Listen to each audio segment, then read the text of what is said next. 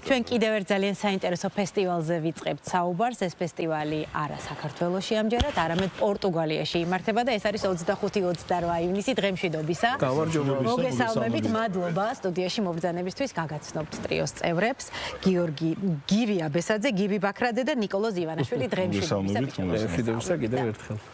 აბა როგორ ემზადებით? რას ამზადისია? მით უმეტეს რომ დრო ძალიან ცოტა დრო დარჩა. შეიძლება ითქვას რომ დიდი ხანია მზად ვართ, იმიტომ რომ ჩვენ მოგეხსენებათ და მსმენელს მაყურებელს კარგად იცის რომ ჩვენ საკმაოდ დიდი ანსამბლი ვართ 15 კაცის შემადგენლობით და უკვე 22 წელზე მეტია ერთად ვღერით და ეს ტრიო ესე ვთქვათ, ჭყალებში მეგრული ტრიო.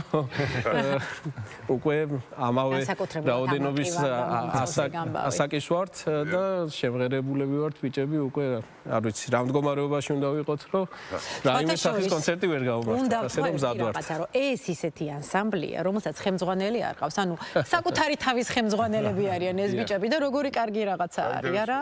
რამდენად მარტივია ასეთი სამუშაო პროცესი? თმობთ, თქვა ესე უგებთ ერთმანეთს, ხო რთულია მაინც პროცესში. შეთამაშებული ვართო და 21 წელი კიდე მცირე დრო. ოჯახი ვით ვარ და მართლაც ესე. მაგრამ ხანდახან პასი არ გამოგივით.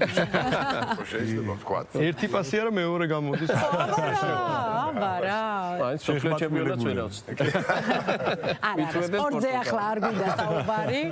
ჩემი ძლიერი მხარე არ არის ეს, ისევ მუსიკა, ჯობია იყოს ასე. კი ბატონო. რა განწყობით მიდიხართ, რა არის ამ დროს მთავარი, რა მიგაქვთ? და რეპერტუარზეც უკვე მოგვიანებით ვისაუბროთ. მიგვაქვს ქართული ხალხური სიმღერა, რომელსაც ყოველთვის სიამაყით ვასრულებთ საზღვარგარეთ და არა მარტო საზღვარგარეთ, მაგრამ იქ უნდა წარმოაჩინო შენი კულტურა, ის რაც შენთვის ძალიან მნიშვნელოვანია, შენი იდენტობა არის, რითაც გიცნობს სოფლიო, რითაც გიცნობს კულტურული სამყარო, რო შენი პოლიფონია, შენი სიმღერა. და ამ ფესტივალზე თუ არ ვწდები, პირველად გაჟღერდება, ხო? ქართული სიმღერა პირველად გაჟღერდება, კი ბატონო. რა ემოცია არის პერსონალურად თქვენთვის? ისეთი როგორ თქვა, ძალიან დიდი ემოციებია, ამაღელვებელი და მემზადებით. ეს არის მხარე, რომელშიც შემთხვევით ვერ მოხვდები პორტუგალიაში. აი როგორ აღმოჩნდით თქვენ კონკრეტულად? დიდი ქვეყანა, ну, ესეთი მე პირადად ჩართული ვიყავი. სელვატერა, სწორედ ვამბობ? კი ბატონო. სალვატერა. დიახ და პორტუგალიაში მე და ნიკა ერთად ვიყავით რამდენიმე წლის წინ ეს ერასმუსის პროექტის ფარგლებში მოხდა და მაშინ გავიცანით ეს სასწავლო პროცესი? არა, ერასმუსი მოიცავს ასევე როგორც კულტურულ პროექტებსაც და ამაში ვიყავით ჩართული და გავიცანით ეს მასპინძლები მაშინ და უკვე აი ამან გამოიღო შემდეგ ესეთი შედეგი, ესე ვთქვათ და ძალიან გასაოცარი მხარეა, ესე ვთქვათ, თვითონ უკანა გზაზე როცა მოვდიოდით მე და ნიკა პორტუგალიელებსაც უყვირდათ, რომ მან საიდან მოხვდით. ასე რომ ესპანეთის საზღვარზეა, იდანია ნოვა, არის განსაკუთრებული ქალაქი იმით, რომ თავიანთი გადარჩენის, ესე ვთქვათ, ქალაქის გადარჩენის პროგრამა და გეზი აიღეს კულტურაზე.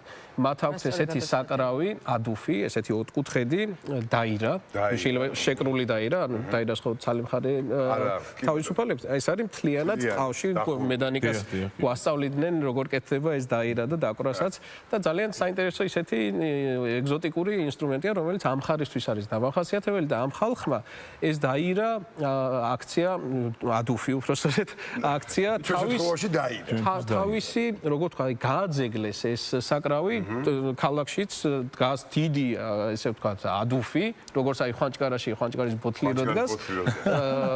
იდანიანოვაში დგას ადუფი, ძალიან დიდი ესეთი და მთელი განათლების პროგრამები იქნება, კულტურული ღონისძიებები იქნება, ფესტივალები, ყველაფერი ამ ადუფის დაირის ირგვლივ ააშენეს და ესე გადარჩა ეს ქალაქი რო არ დაცლილიყო, იმიტომ რომ საკმაოდ დიდი თანხები მოიზიდეს როგორც ცენტრალური ხელისუფლებიდან, ასევე ევროკავშირის სხვადასხვა პროგრამებიდან და იუნესკოს. ჩახვალთ და იქ სერიოზული ცეცხლი. ნუ დაირა არ მიგვაქვს, მაგრამ ადუფზე პროგრამაზეც შეგეკითხებით დათო და დაგასწარი. კარგი, პროგრამაზე შეგეკითხებით, ეს არის 40 წუთიანი კონცერტი და 12 სიმღერა, ხო? დაახლოებით 12 14 კომპოზიცია ეს რაღაც მათი მოთხოვნა იყო, თქვენ შეარჩიეთ ეს ყველაფერი დრო მათი შერჩევა მოწოდებული იყო და ჩვენც მაქსიმალურად 3 ადამიანის თვის შესაძლებელი რაც არის, მაქსიმალურად ყველა კუთხის სიმღერას წარმოვაჩენთ, რომ ვაჩვენოთ ქართული პოლიფონია მთელი თავისი მშვენიერებით. კოლექტივში შედის ყველა კუთხის კუთხე და ასე საგალობლებით. კი ბატონო, კი შევეცდები მაქსიმალურად 15 კაცი უკვე დღერის, რა თქმა უნდა, ქართულ პოლიფონიას, თუმცა 3-იც რაღაცნაირად შევძლებთ, რომ თქვენს გარდა ვინ იღებს კიდე მონაწილეობას, ანუ საქართველოს გარდა ჩვენს გარდა წარმოდგენილი იქნება სარდინია, სლოვაკეთი, ფინეთიდან იქნებიან მუსიკოსები, ასევე ადგილობრივი შემსრულებლები იქნებიან და საკმაოდ დიდი და საინტერესო ფესტივალია ეს ესე ვთქვათ არ არის ესეთი ტიპიური ფესტივალის ხასიათი. ეს ფოლკლორის ფესტივალია და ეს არის როგორც ფოლკლორის, სიმღერის, ასევე იუნესკოს მიერ აღიარებული კულტურული მემკვიდრეობა, რაც არის ამ კუთხეში და პორტუგალიაში ყველაფერი იქნება წარმოდგენილი. კონცერტების გარდა იქნება ასევე სესიები, გვექნება შეხვედრები, გვექნება ეგრეთ წოდებული workshop. აი როგორ არის გაწერილი პროგრამა, აი რა workshop-ი, რა თემატიკის მუსიკალური წარმოება. კი ბატონო, ყოველ დღე რაღაც სხვადასხვა ღონისძიება გვაქვს. უნდა აღვნიშნო, რომ ჩვენ გვახლავს თან ფოლკლორისტი მაია გელაშვილი, რომელიც პრეზენტაციას ამზადებს ქართული პოლიფონიის შესახებ და წარადგენს, სიტყვითაც გამოვა და გვექნება ესე ვთქვათ კითხვა-პასუხის რეჟიმიც და აქვე უნდა ვახსენო, რომ ჩვენი გამგზავრება ესეთ შორ მანძილზე, ესეთ ეგზოტიკურ ქვეყანაში ვერ მოხდებოდა კულტურის სამინისტროს ხარდაჭერის გარეშე, იმიტომ რომ თუნდაც სამი კაცი ძალიან ძვირი სიამოვნება, დიახ, ძალიან ძვირი სიამოვნება სიშორის გამო. კი ბატონო. რა მოლოდინი გაქვთ იქაური მსმენელისგან? მიიღებენ ჩვენ სიმღერას თქვათ, აიტაცებენ ისე როგორც ჩვენ ქართველებს გვიყვარს და მოგწონს. ამის ესეთი შემთხვევა არ გქონია, რომ საზღვარგარეთ ხო, ვინმეს არ მიიღოს. პირიქით, რადგან აქვთ უკვე შეხება ფოლკლორთან, ხალხურ შემოქმედებასთან, პირიქით ალბათ უფრო მიიღებენ პოლიფონიას, მრავალხმიან სიმღერას უფრო მიიღებენ ალბათ. ჩვენ ესეთი მოლოდინი გვაქვს. შევეცდებით ჩვენს მაქსიმუმს და მე მგონი ძალიან მშვიდი კულტურული დახვეწილი მსმენელია პორტუგალიაში და ჩვენ არაერთხელ გქონია ისინი ყოფილან საქართველოში სხვათა შორის და ძალიან ახლო ბუნების ხალხი ვართ ერთმანეთის. აი სხვა გამოცდილებაც რომ მოიგონოთ, ბევრი წელია თქვენ უკვე სცენაზე დგახართ და აი არაერთ ქვეყანაში ხართ ალბათ ნამყოფი. აი რა ემოცია მოდის, რა განწყობა მოდის უკვე მსმენელის და მაყურებლის. აი ნიკას უყვარს ხოლმე ამ კითხვაზე პასუხის გაცემა, შვეიცარიის მაგალითს იხსენებს. რა თქმა უნდა, სხვადასხვა ქვეყანაში სხვადასხვა ხალხის მხრიდან სხვადასხვანაირი ემოცია მოდის და ესეც დამეთანხმებით ძალიან დიდად არის დამოკიდებული ჩვენი შესრულების, როგორ თქვა, ხარისხზე, იმიტომ რომ მაყურებლისგან რომ მოდის ეს ემოცია, თბილი, სითბო, ოვაციები, რა თქმა უნდა, ჩვენ სულ ერთიურად გვიმძაფრდება, უფრო შემართება და აი შვეიცარია რადგან ახსენა გივი, იქ იყო ესეთი მომენტი, რომ რაღაცა ანუ ავთოვანი და მე მეკითხეს რომ იქნება აი თქვენ ალბათ ყველა გწნობთო ხო ქუჩაშიო და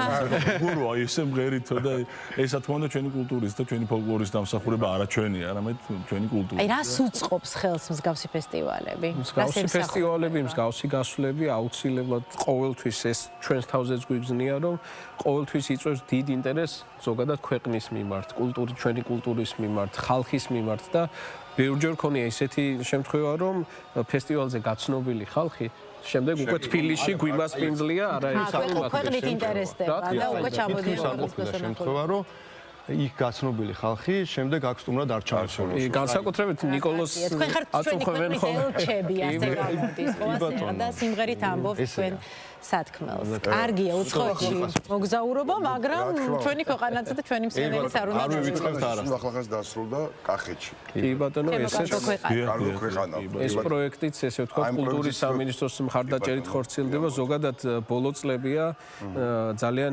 მნიშვნელოვანი ხელშეწყობა გვაქვს სამინისტროს მხრიდან ზოგადად ხალხური სიმღერის მიმართულებას, რადგან ეს რამდენიმე წლის წინ გაიხსნა ესე ვთქვათ მრავალწლიანი ჩაკეტი ფანჯარა, რომლის საშუალებითაც ახლა ჩვენ სარგებლობთ, გვაქვს უფლება რომ პროექტები შევიტანოთ, განიხილოს კომისიამ ეს პროექტები და კახეთი რატო იყო არჩეული? კახეთი იმიტომ იყო არჩენილი. არა, კი არ ვიტყვი რატო მე რო იყო ძალიან კარგი, მაგრამ რატო? ბატონო, ვიტყვით, ანუ ეს პროექტი მრავალი წელია უკვე თან ისეთი ქალაქები, ყვარელი, რუაში მაშინ სიღნაღი, გურჯაანი. კი ბატონო. ეს ახლა წინაჯერზე კიდე სხვა ნაწილის მოვიარეთ. ხო, ანუ მოვლილი გვაქვს სამეგრელო. სამეგრელოში ქონდა საკმაოდ დიდი ტურნე.